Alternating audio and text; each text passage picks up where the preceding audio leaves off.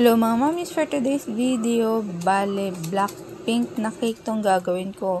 As in, super rush order din to. Kasabay to nung cake pop na rush order ko. Imagine mo, sabay sila na na the following day yung order, rush pa sila. Tapos, nakakainis pa yan kasi yung printer ko nagloko. Di piniprint ko 'di ba yung yung mga topper niya.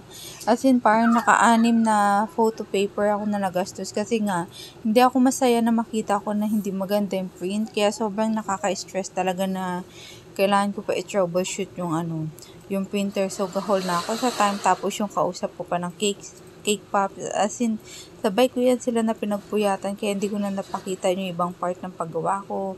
Dali-dali ko din prepare yung topper. Eto, buti ka to, paano ito, hapon pa siya or after lunch, kaya nung morning saka ko siya kinat out, nilagyan ng mga design or details yung mga topper na yan. So far, umabot ako sa on time ko yung sinabi ni customer na dapat ay ganito oras ma-deliver or matapos siya.